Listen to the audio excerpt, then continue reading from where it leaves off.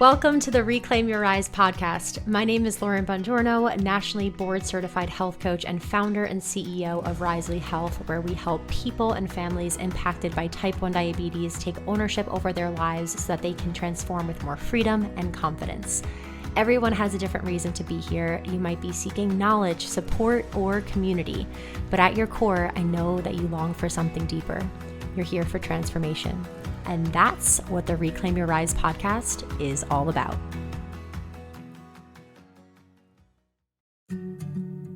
I reached out to a major diabetes organization in the country and asked for help. And they said, this is an eating disorder problem, not ours, not us. And so I reached out to a major eating disorder organization in the country and I said, this is what I'm doing. And they said, this is a diabetes problem, not us. So I knew this had been happening for 30 years at that point, and no one wanted to talk about it. A quick reminder before we start the show that nothing you hear on the Reclaim Your Rise podcast should be a substitute for personalized professional medical advice. Please always consult your physician or other medical professional before making any changes to your diet, insulin dosages, or healthcare plan. Hello, my friends, and welcome back to Reclaim Your Rise. I'm recording this at the beginning of the month, but when it comes out, it'll be Eating Disorder Awareness Week, which is not by coincidence. I really wanted to make sure that the episode of this week was centered around the challenges that people with diabetes face when it comes to relationship to body and food, and specifically insulin. I could not have brought on a better guest for this topic, but before I introduce her, I wanted to share some stats to frame the conversation, which I thought were worth noting. Women, number one, with type 1 diabetes have a 2.4 times greater risk of developing an eating disorder than their non-diabetic peers. And number two, research conducted by the Jocelyn Diabetes Center suggests that 30% of diabetic women between the ages of 15 and 30 manipulate or omit their insulin in order to lose weight. Now, not saying that men are not struggling with relationship to food challenges or insulin, but the stats and a lot of the research shows that it is a lot higher in women. So I wanted to share that. Also at Risely, we've coached over 800 people, but about 500 of them, I would say, are a little bit more being women. So I can tell you that this tracks, and also keep in mind that there is a spectrum to everything, and only your relationship with food, your body, and insulin, and to take some time reflecting on that so you can know the level and type of support that you need. But for today, I brought on Erin Akers, the founder and executive director of Diabulimia Helpline, otherwise known as DBH. She actually shares towards the end of the episode what DBH stands for in addition to Diabulimia Helpline, and it's so beautiful. In general, the last 15 minutes of this episode were it's just going to hit you so hard. So make sure you stick around to the end. But I brought her on to specifically talk about her personal and professional experience with diabulimia, which, if you don't know what it is, it's proven to be the most dangerous eating disorder to have, in which people with diabetes are not giving the amount of insulin they need, and as a result, letting their numbers run high, often leading to DKA and a host of other terrible short-term and long-term complications. I will say that this episode is one of the most authentic, raw, heart-wrenching, but also inspiring at the same time conversations I think we've ever had on the show. And I wasn't even expecting that, to be honest. I was very caught off guard in how deep we went. And everything about it is going to hit you right in the heart. And I also think that you don't have to be actively struggling with diabulimia to get something out of it. So that's all I'll say in this intro. Without further ado, help me welcome my guest, Erin Akers, to the show, and let's rise. Erin, welcome to the show. Thank you so much for being here with me today. I already know this is going to be a great conversation and help so many people, and I just can't wait to see how the conversation evolves. I am so excited to be here. I've listened to so many of your podcasts and heard so many amazing stories from the diabetes community. I'm excited to be here. Yay. And I was just saying this to you before we pressed record, but I hope that the intention for this episode is to, yes, raise awareness around relationship to insulin and body and food challenges, and also, give people who are struggling like in the dark and feeling really alone in this, and not feeling like it's a safe place to reach out for support because they don't know what that looks like, or if there is actually a community that, they're not alone, that there are people out there struggling, that they feel like they have a next step, and they don't have, it doesn't have to be something that is, so full of shame. So for everybody listening, like, please, this is a safe space for you to be. And we're, excited to have this conversation and bring it to light. So, Erin, in the theme of the podcast, with the Reclaiming Your Rise, which is rising above our challenges and reclaiming life beyond our limitations, can you share a story of a time that you reclaimed your rise or helped someone else reclaim their rise? I really love this question because Diabulimia, the Helpline's logo is the phoenix. And it's because I've always believed really strongly in the amazing strength that lies when you can grab a hold of all of the possibilities that exist at rock bottom. And then you believe with everything you have in the fire that lies inside of you to ignite your dreams and lift you up to a new life. And I've been thinking about this question a lot because I've heard so many amazing people with diabetes give so many amazing answers on other Reclaim Your Rise podcasts. And the first answer that I want to give initially was the leap I took to grabbing a hold of my recovery. Deciding it was initially time for help will always be one of the hardest things that I've ever done. But truthfully, at that time, I was 18 and only 50% doing it voluntarily, to be honest. And I want to answer in a time when, like, I was the one who reclaimed my rise, doing it like for myself. And I think that that would have to be a few years into my recovery when I started slipping. And the same way you can stop making diabetes your priority in life, you can also stop making recovery your priority. And that's what I did. I stopped making it my priority. And then I would refocus and then I would slip. And then I would lose sight of my goal and then I would slip.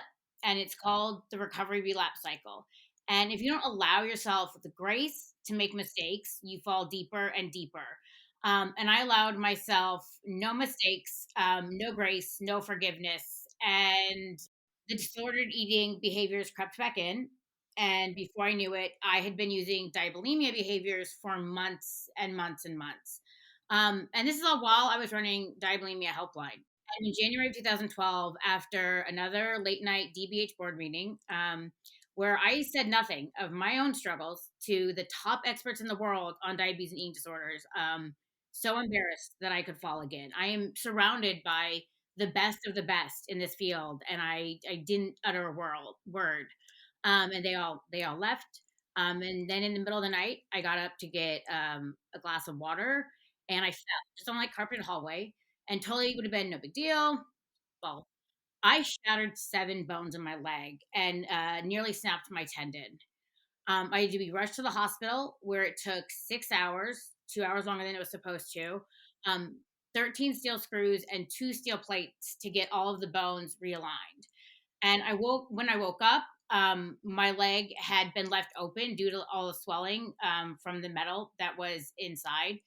And but I couldn't feel it. They had put a nerve block in, and so I was talking to my mom, my best friend, but I don't really remember anything that was said.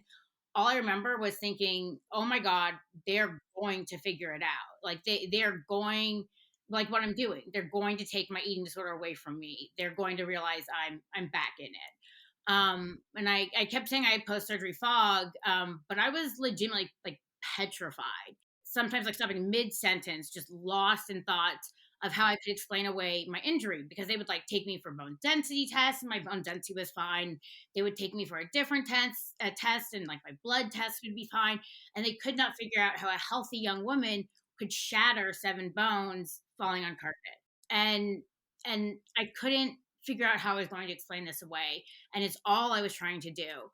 And then suddenly every cut incision they had made, I could feel. And it was the most intense pain I had ever experienced. And I went from like crying to screaming so fast. Like I didn't even realize it was my voice sobbing. And it was decided that they would give me a dose of narcotics, temporarily dull the pain until I figured out what to do next. But because my body was so weak from not taking my insulin for months and months and months, and we're talking about putting your body in DKA over and over and over again intentionally, week after week, my heart stopped and my breathing stopped and I flatlined. And what passed next? I always say it's the longest 56 seconds of my life I'll never remember. And when I came to, there was like a nurse sitting on my chest giving me CPR, and there was one next to him talking about putting defibrillation pads on me. And I knew I had just died, knew it. My very first thought was, oh my God, they're going to make me start taking my insulin now. And then like I heard this sound, and it was like the saddest noise I had ever heard. And it was something guttural and animal. And I popped open my eyes, and there was my mom just like in the corner, leaning on the wall because she couldn't support herself.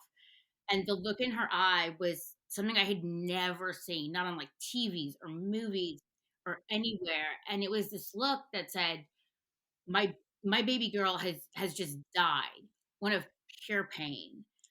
And I knew I had to do whatever I had to ensure that look, that sound would never cross the face of someone I loved again because of something I did. So I did something that was harder for me than any diet or any exercise regimen. I asked for help. And I asked for help when I was in a place where people were asking me for help. When I was the professional who knew the answers to other people's problems, I had to admit I could not figure out the answers to my own. I went back into therapy, and the board. That's when the board for DBH decided to create the healthcare education series, which would later become the International Conference on Diabetes and Mental Health.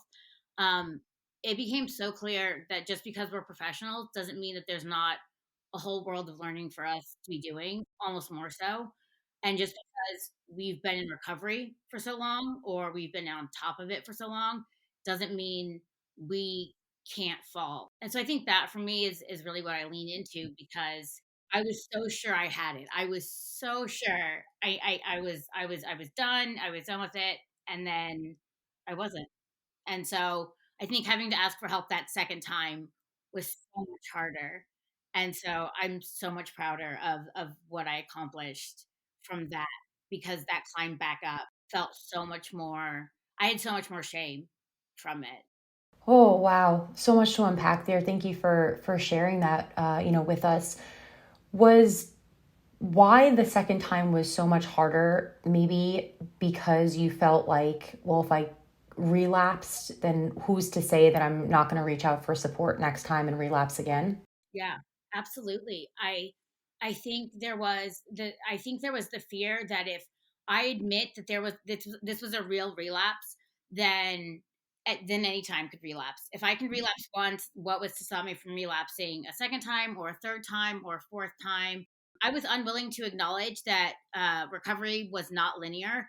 I believed you start here and you end here, and I was unwilling to give myself that grace of falling, that like, well, you start here and some days you're here, and then you go up and then you go down, and then the same way diabetes is not a straight up and down line. When you get diagnosed and then you're a perfect diabetic a little more and more every day, I was unwilling to acknowledge that like there are hard days in recovery, and days when you're not going to be on top of it, and days when it's gonna suck and you're not going to be great at it. And I wasn't willing to give myself that. And so I thought that if I fell once, it meant that I could fall over and over again, without any place to stop.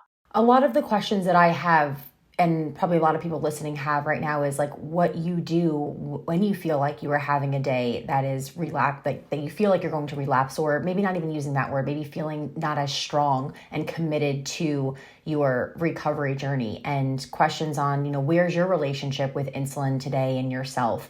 But before we get there, I think it's helpful to understand what your background diagnosis was and how you got to that point. So, if you can share a little bit about what your diagnosis journey was like. I know, only 2 weeks prior to yours, your brother was diagnosed. So, what was going on around that time, and how early on do you believe that the seeds were planted that led you to struggling with body image in relationship to insulin?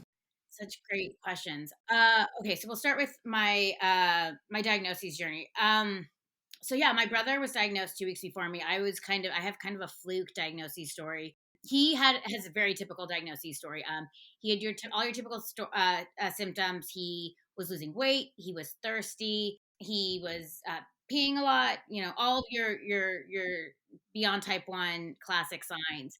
Um, and then one day he passed out at school and he was rushed to the hospital and he was diagnosed with diabetes. Honestly, nobody was super surprised. And in fact, my parents, they kind of laughed, like, how could we not have seen this? Because my mom's mother was a type 1.5 diabetic, and my dad's sister was a type 1 diabetic. So both sides, they basically were like rock, paper, scissors, who gave it to him. Could have come from anywhere. And so 2 weeks later, I ended up with an infection and had to go to urgent care. And they had me do a standard urinalysis, pee in a cup kind of test. And they walked back in and they asked a question about diabetes. Does diabetes run in your family? And my mom laughed and she said, "Oh, well, her brother got diagnosed last week or 2 weeks ago." And the nurse said, "You should take her to his endocrinologist." And my mom kind of looked at her and she goes, "Why?" And the nurse said, "There's a lot of sugar in her urine." And my mom just looks at her and she's like, "No." But they didn't do a blood test, because they didn't have any of the symptoms for diabetes. So they sent me to the endocrinologist for the next day. He said, "I'll fit her in, this." So he fit me in, and I had not had any of the symptoms. I was not thirsty. I was not tired. I had not lost any weight. And so they fit me in, and my sugar was 267, very, very low for someone with, type 1 diabetes. And I was actually an overweight child, where a lot of the seeds of my body image issues kind of stem from. And so my pediatric endocrinologist, who would not get the best Yelp reviews, let's just say, actually looked at my mom and said, "Well, given her size, she might actually have type 2. You never know." And my brother got diagnosed with type 1 2 weeks prior. I was 9 years old. I wasn't 100% sure what that meant, but I knew it wasn't good. Because when you start a sentence with given her size, that's not, you're not like, given her size, that's a beautiful woman. That's not what people were saying in 1999. And so that was like the first thing I heard about diabetes and in relationship to size and body image. And my mom pushed hard because she's my advocate always. And she said, you give her a C peptide test, and then we'll talk about types. So he gave me a C peptide test because I happen to live next to University of Washington, which is one of the leading diabetes centers, and came back type 1. And that the day that it came back was exactly 2 weeks after my brother's diagnoses. And I remember my mom saying something about, like, "It'll be fine. We can do this. Like, we'll do it as a family. Like, this will be like our family's project to take on." And we threw out everything that had sugar in it in the house. Everything became sugar-free Kool-Aid, sugar-free Jello. It was just like my mom acted like it would just be like a small switch. And I remember thinking that, like, my life had just been turned upside down, and half of what I thought was going to be my future was suddenly not. And it was just like, it's fine, we'll get, we can't do strawberry Kool-Aid anymore, we'll do great. Can you tell that I remember which Kool-Aids they made sugar free back in 1999? And then it also wasn't my journey that had happened. It was me and my brothers. And so there was also an air of like, well, it's just what we're gonna do. And he got it so fast, because if you give my brother an algebraic equation, an A plus B equals C, he can do it. And for him, this was just figure out what algebraic equation worked for him. And so he was just like, figure out what the pattern is, right? You always say it, figure out what your body's pattern is. And for him, he was just like, he got home and he was just like, I don't want to talk to anybody. I don't want to go to doctors. I don't want to see anyone. If I can figure out what this pattern is, people will leave me alone. So he was just all about figuring out how to make it so that his blood sugar was fine, so people would stop talking to him because and I was so despondent over the fact that it felt like no matter what I could do, I never could get a good blood sugar. I never could figure out, I could never get a good A1C, and I could never, ever be as good as at my brother at this. It felt like a video game that I always lost at no matter what I did. And I never had a blood sugar below 10, or I mean, sorry, an A1C below 10 in those first couple of years. And we got diagnosed kind of right at that line of being like, I was 10 years old, or I was just about to turn 10 when I got diagnosed, and my brother was just about to turn 12. And so My doctor told my parents, you can take control of it, but we would recommend giving control to them so they always have a feeling of independence over their diabetes. And so I was really told to like take control of it. And so I tried, but I was not good at it. I really resented the fact that I couldn't ever be as good at my as my brother, and no one ever stepped up to kind of tell me, well, it's because it's not just eat 60 grams of carbohydrate and exercise enough, right? There was no talk of fats. There was no talk of proteins. There was eat your 60 grams, exercise enough. And I was like, can somebody say more? And there was no saying more at that time. Trying to remember which podcast it was because I've heard so many. But one of the gals we were talking to talked about how she had a lot of resentment when she was diagnosed. And it led to a lot of anger. She was already a social media influencer when she got diagnosed. She already had like 100,000 followers when she got diagnosed. She was diagnosed as an adult, and it gave her a lot of resentment that led to a lot of anger. And I felt that because I was a child, and I felt a lot of resentment towards my brother, which led towards a lot of resentment towards my diabetes, which led to a lot of anger. And I just decided, you know, why bother? And I also had a lot of anger and resentment towards my body because I had a lot of body image issues. To be honest, my struggles with body image predate my diabetes diagnosis. Before I had memories of needles lying next to birthday cake slices, I remember picking out a one piece bathing suit because I didn't want my belly to stick out between piece ones, and I always struggled as the biggest one amongst my friends because I'm a millennial who was raised before this beautiful self love revolution. I didn't really get an opportunity to see women who looked like me was represented anywhere. And so I had all of these thoughts about the fact that my body was wrong and I needed to change it. And and then I was doing diabetes wrong. And so I needed to change the way that I was doing diabetes. And the way that we talk about insulin is so dangerous, and the way that we address insulin is so dangerous. And I by the time I was 14, I had given up on being a good diabetic, as my doctor always called it. I had given up on having actual control over my diabetes, and I had never gotten that initial weight loss that my brother got, and I always felt really resentful of that. And so I kind of I started pulling out tips and like we call them tips and tricks in the Diabetes Helpline presentation because it's like all the things that I did so that I didn't have to actually do my diabetes. It's ways to fool my parents into thinking that I was taking care of myself when I wasn't, and just pretending I wasn't a diabetic basically.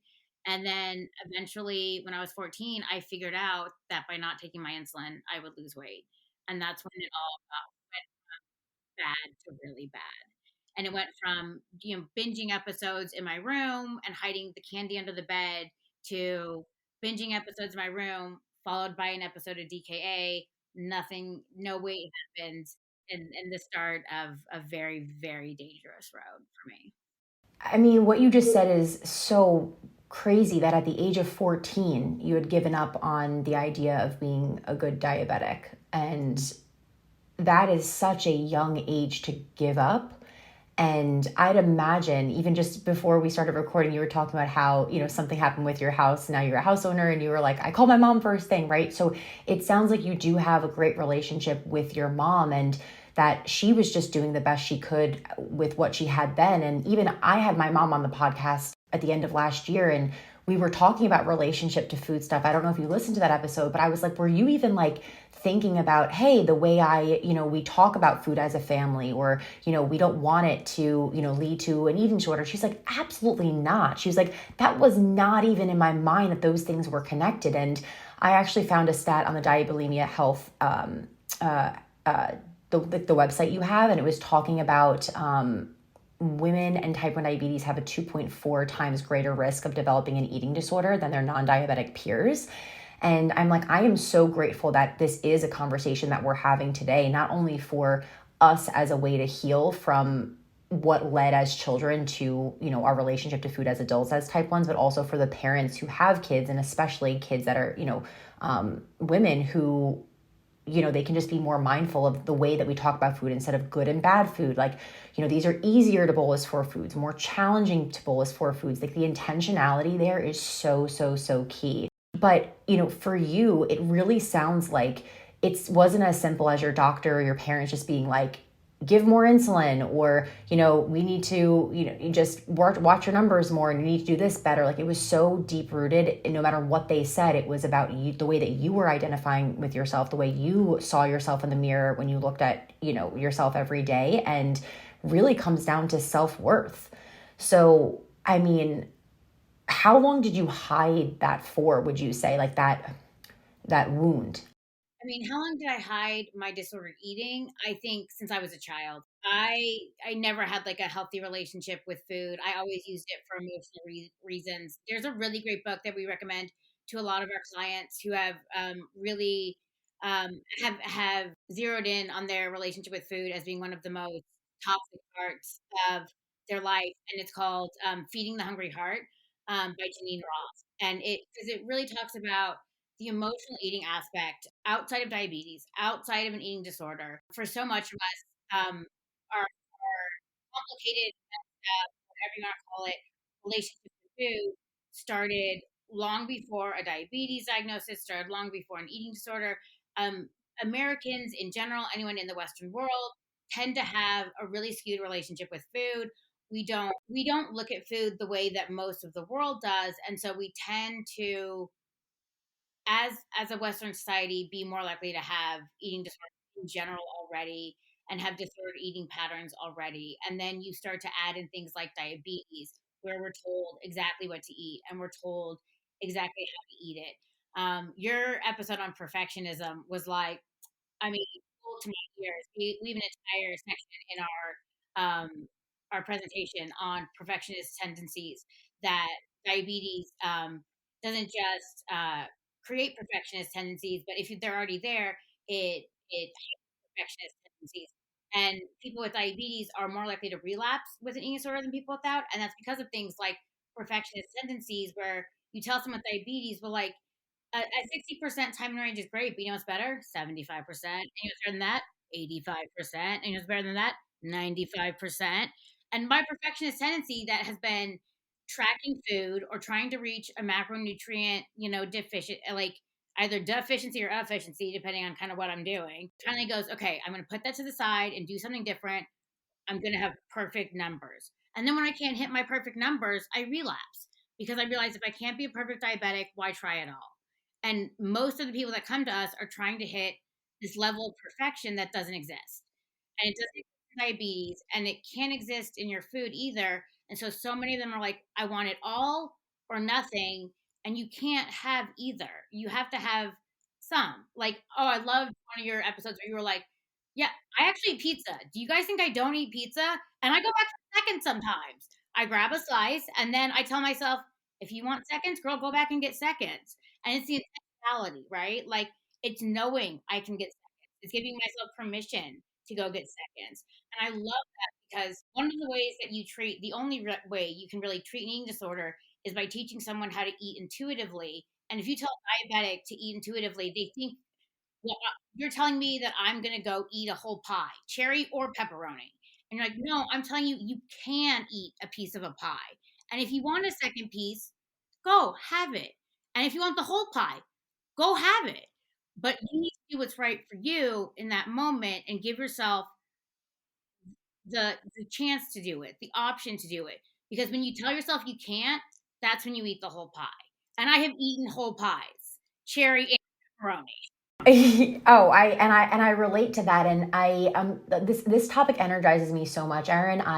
Last year for our health coaching certification, we have to get 36 hours of continued education, and I took a 12-week course on emotional eating, and it's actually based in the UK. I don't know if you're familiar with it. It's for practitioners. It's called the Eating Freely program, and it's to help people who are working with patients or clients, helping them, better help and support relationship to food challenges. And it was really interesting because I was the only practitioner in the space and coach in the space that works with the diabetes, population. And so they were really curious to know from their end of things. There was a psychologist who was leading the program, and she was like, they would talk about how intuitive eating and just getting away from the rules and the guidelines and all that, how that fits in with diabetes, because in a way you can never just completely turn a blind eye and say, okay, I'm just not going to care about carbs and I'm just going to sit on the couch and I feel like having a tub of ice cream. I'm going to listen to not a tub, but I'm going to listen to my craving. What if your blood sugar is 300 or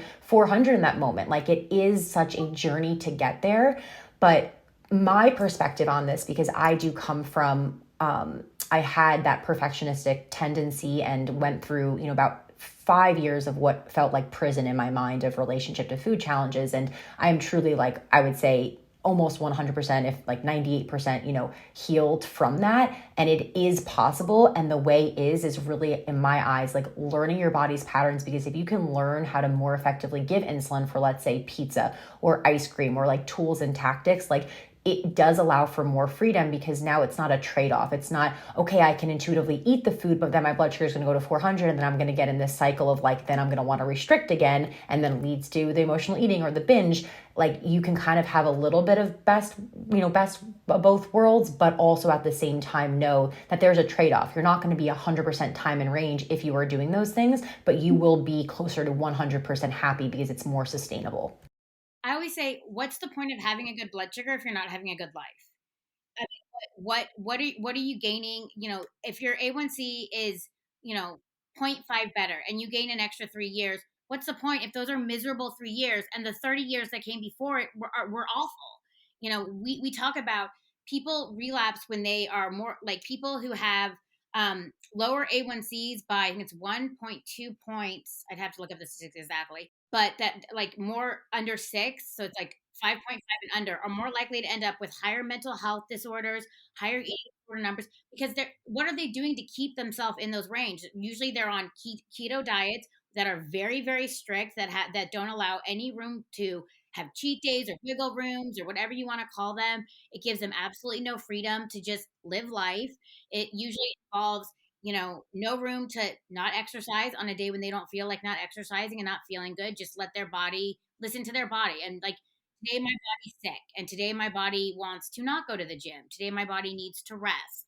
It gives itself no room for grace. And if you don't allow yourself grace, then when you fall, it feels like a fall so much farther. You feel like, if I can't not go to the gym one day, if I can't have a meal one day that goes over my macronutrient limit, then everything has been a waste. The last 6 months have been a waste. The last what I might as well just give up.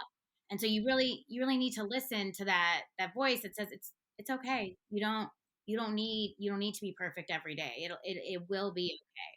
Yeah, and there's something that I've been thinking about for the past month and a half that I cannot get out of my head, and I haven't found the right way to express it or in what context, and I want to talk about it now and get your take on this. But it's this idea that on social media or on any kind of platform where it's a one way, like right now we're just you and I are talking, but there's thousands of people that are going to listen to this, or if you post something on Instagram, there's a lack of what we have in real life, which is context collapse. And so the thought is that depending on who you are sharing information with in real life, if you are talking about relationship to food, you're going to talk to one person one way about it. Let's say it's your mom or your sister, in a different way that you're going to talk to, a close friend versus somebody you're meeting at, a restaurant, and it comes up.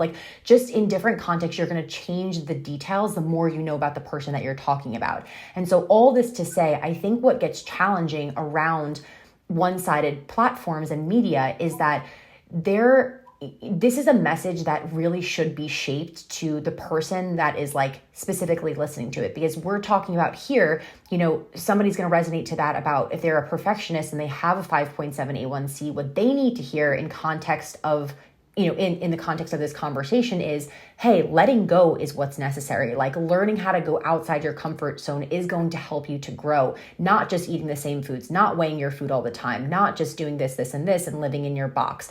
But for somebody who has, let's say, an 8 A1C, it's still relationship to food we may be talking about, but they might be feeling like, I don't, want to change anything now that I'm diagnosed, and I'm just going to eat the way that I used to eat, and I'm going to, or I'm just going to diet and try that to be the solution. But then if it's not, I'm going to end up in like a binge restrict cycle.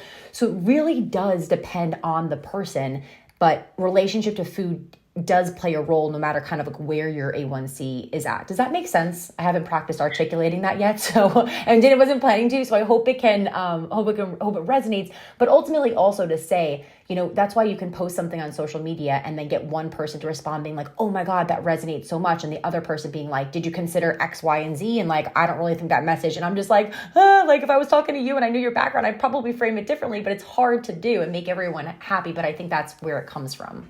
I think it's definitely hard to make everybody happy, especially on social media, because yeah, everybody's story is so different.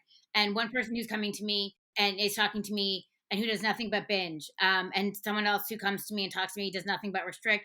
I'm gonna have very different messages for those two people, because somebody is trying to add macronutrients into their diet, and somebody's trying to figure out how to be around food without constantly feeling the need to eat it. And so those are two very different messages because those are two very different instincts and pathologies. And so I think that's really important to understand is that the pathologies behind restriction and binging are very different, and so the messaging should be very different. Diabulimia is a really unique pathology because it has, uh, or a really unique condition because it has pathologies both of restriction because you're restricting insulin, something that you need, but you're also binging because technically or you're technically purging, sorry, because you're purging all the calories out through your urine. And so it has pathologies of both anorexia and bulimia, which is kind of why it sits in a weird subgroup in the diagnostic manual. And so I think it's really important when we're doing our messaging that we remember that we can't make 100% everyone happy. We're never going to. Our messages, especially around food, are are are are always best are always going to be best when they can be as personalized as possible. It's one of the reasons why every client that comes to us, be it through email, Instagram, the hotline, however they contact us, um, we find them exactly the resource that they need. Usually it's a doctor of some kind, a psychiatrist, a psychologist, an endocrinologist.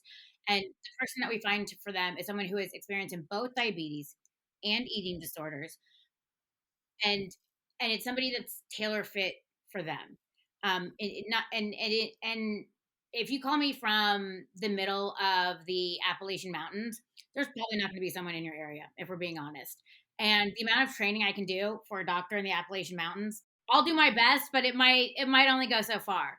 But I might find someone who does telehealth and treats everywhere, who is really great about body image, who I can teach about diabetes, and that's the person we're going to send to you because what matters the most is your relationship to food at the base. And what matters the most is your relationship to your diabetes at the base. And so those are the two things that need to be really strong is your relationship to diabetes. So you can say, I woke up at 300 today and I have no idea why. Or I have an interview with Lauren Boniorno in an hour. So my adrenaline is spiking and I am 200 and that's fine. And you have to be able to say, I need to stop this client call because I have an interview in half an hour and I need to eat.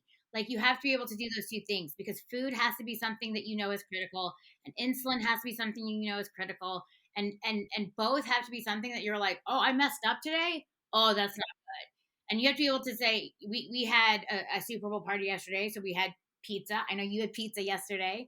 Um, Saturday, one of our closest friends had her birthday, and because it's Mardi Gras this week, it's also Fat Tuesday, so they call it Fat Birthday. And so we had gumbo and etouffee and all of the New Orleans special. So we called it Fat Weekend because we had New Orleans food on Saturday and the Super Bowl on Sunday, and it was just a weekend full of food. And there were most of the weekend I was good.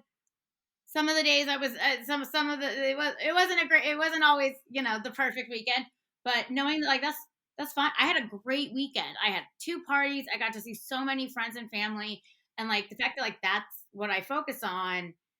That's I mean to me that's happiness. That's health. That's recovery. And that's really, at the end of the day, so much more important than, oh, I woke up and I'm 250. And if you can get to that point where like that doesn't turn into a spiral, that doesn't turn into a shame spiral, that doesn't take you to a place where you say, "Oh, I'm 250, I might as well go get a donut and make it 350. I might as well go eat a bowl of granola and watch it go HI because I'm already out of range." Like allotting yourself that amount of normal diabetes ups and downs.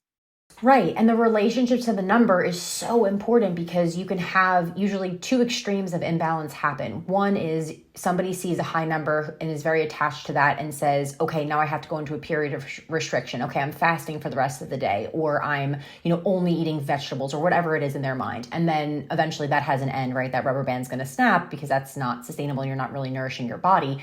But then you have on the flip side, somebody who's seeing that 250 and then going into the shame spiral that you just shared, where it's like, screw it, I already messed up. I am not perfect anymore. And that's, we can, just start over tomorrow or start over next week or whenever that is for them. One thing that we do in Risely coaching, and I want to, PSA, and this, Erin, but we don't work with anybody who is like in active diabulimia and not getting outside support as well, or like eating disorder. But everybody, has with diabetes some kind of relationship to food challenges. It's a spectrum for sure. And something we do with people who come in who are perfectionists is we'll do a chart where it's the week is broken up into obviously 7 days, and then each day there's 3 boxes on the day. And the whole point is like, as you're going through the day, put like a check mark on when you are really nourishing your body. Like you're eating, you're not having this mindset of perfection. If your numbers go high, you're not like punishing yourself in some way. And instead of looking at it as a checkbox for the day, you're actually checking the box in terms of the morning, afternoon, and night. So it's this whole theory of you have 3 chances to succeed instead of 1 chance to fail. And that seems to help people move past the, when I have a high blood sugar in the morning, or when I am at my work party and I have a food that's, let's say, harder to bolus for, not seen as like nourishing in their eyes. It's like, okay, that was the morning time, and now let's go to the next section of the day. So I think too, like mindset hacks like that and tools and strategies to, move you closer to your goal of living more intuitively and freely and not being attached to the number can, are really helpful in the journey. I don't know if you have a specific comment on that, but I would like to circle back and understand, what has helped you most on your journey with diabulimia and that healing process.